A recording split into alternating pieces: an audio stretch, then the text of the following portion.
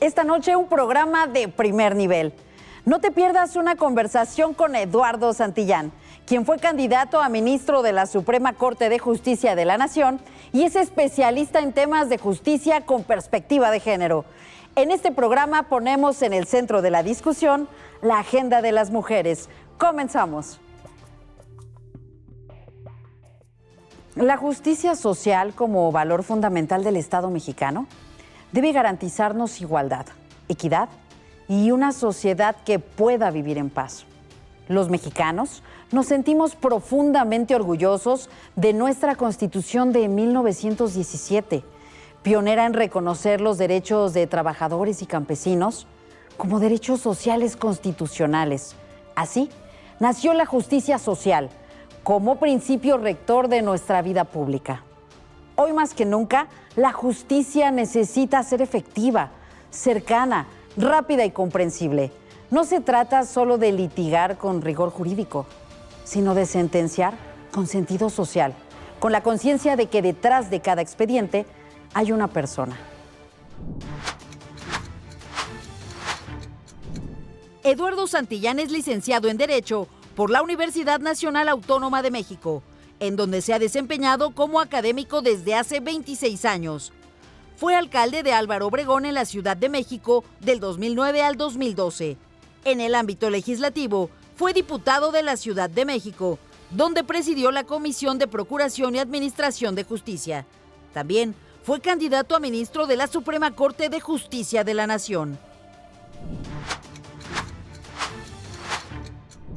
Eduardo, un gusto y un honor que regreses a este programa Su Voz, Su Tiempo para poner en el centro de la discusión la agenda de las mujeres. Como siempre es un gusto estar contigo y con tu auditorio y pues en una etapa tan interesante en la historia de la justicia en nuestro país. ¿Cómo ves este nuevo rostro del Poder Judicial? Pues mira, me parece que es una etapa extraordinaria con grandes retos evidentemente en los que tiene que haber un cambio visible y sensible de la población hacia la justicia. Como se dijo a lo largo de todo este proceso de renovación del Poder Judicial, era necesario que la justicia tuviera un nuevo rostro, pero también una mayor cercanía con la ciudadanía.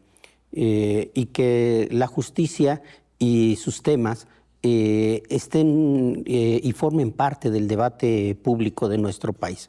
Que se entienda que la justicia es parte de la vida cotidiana y que el acceso y la calidad de la justicia en una sociedad es una parte fundamental de la calidad de vida.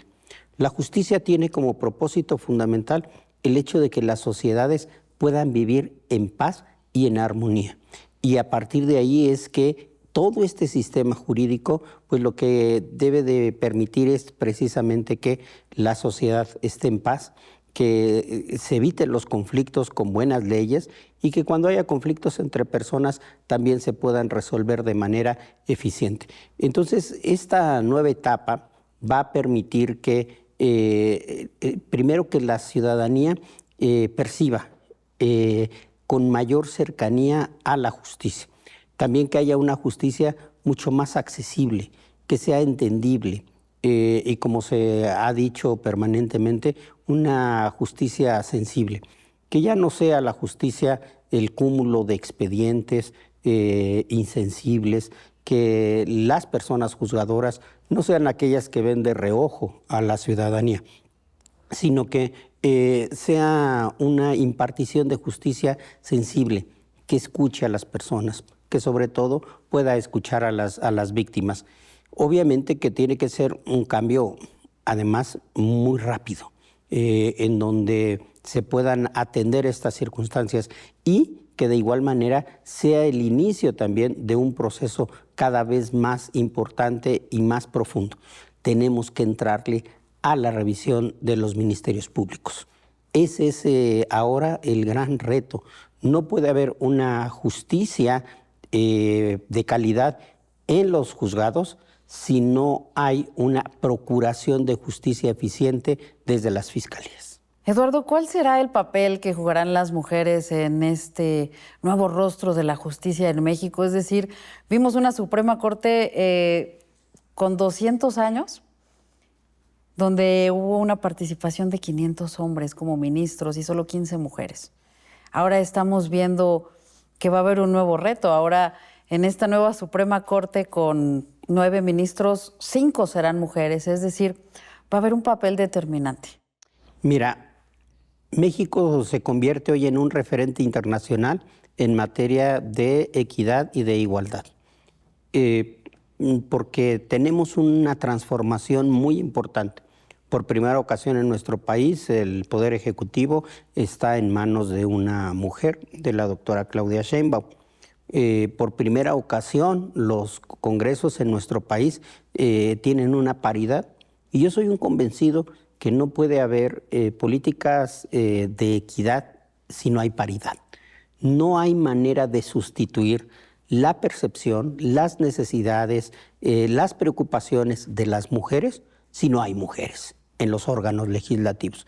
Y entonces nuestro Congreso evidentemente ha tenido un avance muy importante que ha permitido que desde otras partes del mundo se estén preguntando cómo le hicieron en México para lograr esa paridad en los órganos legislativos. Pero si eso fuera poco, hoy también se voltea la mirada del mundo a nuestro país para analizar qué está pasando en el Poder Judicial y por qué México va a ser el primer poder judicial del mundo que va a lograr tener una paridad en personas juzgadoras. En la elección del 2027 se va a lograr precisamente que haya el 50% de mujeres y el 50% de hombres como encargados de juzgados y de magistraturas. Hoy, como bien lo señalas, la Suprema Corte de Justicia ya tiene una integración mayoritaria de mujeres y con 5 mujeres y 4 hombres. ¿Esto en qué va a repercutir? Va a ser fundamental porque vamos a tener una justicia con perspectiva de género desde las mujeres. Es muy distinta la perspectiva de género cuando quien aplica la justicia es una mujer que la justicia de género cuando la aplica un hombre. Evidentemente que tenemos que hacer un cambio fundamental para que en todas las políticas públicas, pero también en el momento en el que se emite una sentencia, se tenga una perspectiva de género, de tal manera que se van a complementar una serie de elementos. El hecho de que desde las fiscalías cualquier muerte violenta de una mujer se investigue con perspectiva de feminicidio y que el juez o la jueza tengan también esta perspectiva de género, nos va a permitir que haya una justicia mucho más clara, mucho más eficiente. Y lo mismo va a ser en materia de pensiones alimenticias, de guardias y custodias. A mí en lo particular me parece muy importante que en todo lo que tiene que ver con la propiedad, también es urgente que tengamos una política pública en materia de propiedad con perspectiva de género.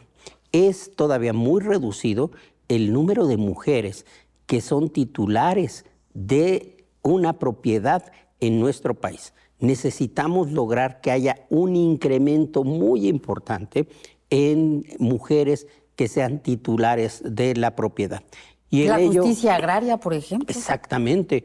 Entonces necesitamos que las compraventas tengan una perspectiva de género, que haya un fenómeno recurrente, que es en muchos divorcios hay una serie de simulación de actos jurídicos del hombre para sacar del patrimonio que se generó durante el matrimonio una serie de bienes para evitar que esos bienes sean objeto de una liquidación en una sociedad conyugal. Esa, por ejemplo, es una de las formas de violencia económica más recurrentes. Desde mi punto de vista, aquí, si hay una adecuada coordinación entre el Poder Legislativo y el Poder Judicial, vamos a poder establecer una serie de mecanismos. Desde mi punto de vista, este debe de ser considerado, por ejemplo, un tipo de fraude específico. Si un hombre saca del patrimonio del matrimonio bienes, con el único propósito de evitar que sean objeto de una liquidación en un divorcio, pues desde mi punto de vista debe haber una sanción. Entonces, creo que va a ser un salto muy importante y una justicia mucho más accesible, cercana y sensible hacia las mujeres. Eduardo, tú eres un gran aliado precisamente de la justicia con perspectiva de género. ¿Qué mensaje le mandas a todas estas mujeres que te están viendo esta noche en sus casas para empezar a confiar? Porque se perdió mucho la confianza en el Poder Judicial para denunciar, para dar seguimiento a los casos. Primero que la mujer tiene que defender sus derechos y que la mejor manera de defender los derechos es ejerciéndolos. Que algo muy importante, se está creando una red institucional nacional en los estados y en los municipios de apoyo hacia las mujeres, que permita precisamente que ante el mínimo caso de violencia en cualquiera de sus formas o de sus manifestaciones, las mujeres deben de confiar y acudir ante las instancias gubernamentales. Que me parece es muy importante que las propias instancias en todos sus niveles fortalezcan los protocolos de atención hacia las mujeres. Desde mi punto de vista, tenemos que reforzar la justicia cívica, que es tal vez el primer escalón de la acción institucional en contra de la violencia hacia las mujeres. Cuando una mujer acude ante un juez cívico y manifiesta que es objeto de violencia verbal o de violencia económica, desde mi punto de vista, ahí tiene que sentirse la fuerza del Estado en la protección a la mujer. El Poder Judicial en todos sus ámbitos deben de fortalecer, por ejemplo, algo muy sencillo, que son los juzgados de guardia para la atención de casos de violencia hacia las mujeres. De tal manera que juzgados que estén funcionando las 24 horas del día puedan dictar de manera inmediata medidas de protección hacia la mujer. Que si la mujer es objeto de un hecho de violencia, no solamente acuda ante el juez cívico, sino que pueda acudir ante el juez de primera instancia y que este juez pueda emitir órdenes de restricción, por ejemplo, que son importantísimas, o el hecho de que no haya contacto del agresor para con la víctima, o que el agresor tenga que salir del hogar cuando se encuentra en el mismo. Entonces son una serie de medidas. Yo en lo particular hago un llamado para que desde el propio órgano legislativo, a mí me parece que el arresto de 72 horas cuando se trata de faltas a las leyes de cultura cívica, debemos de ampliar los arrestos. Desde mi punto de vista, debe de existir una figura en la cual puedan existir arrestos de hasta 15 días o incluso de un mes, y que pudiera el juez cívico imponer arrestos inconmutables a hombres violentadores, de tal manera que si hay una agresión verbal, si hay una agresión física, el juez cívico puede establecer arrestos administrativos que vayan más allá de las 72 horas y que sean arrestos también inconmutables. Esa sola acción, estoy convencido que nos podría disminuir sustancialmente la violencia hacia las mujeres. Eduardo, muchas gracias por esta conversación. Bienvenido siempre. Como siempre, qué gusto. Gracias. Y gracias a usted por acompañarnos. Nos vemos el próximo sábado a las 11:15 de la noche.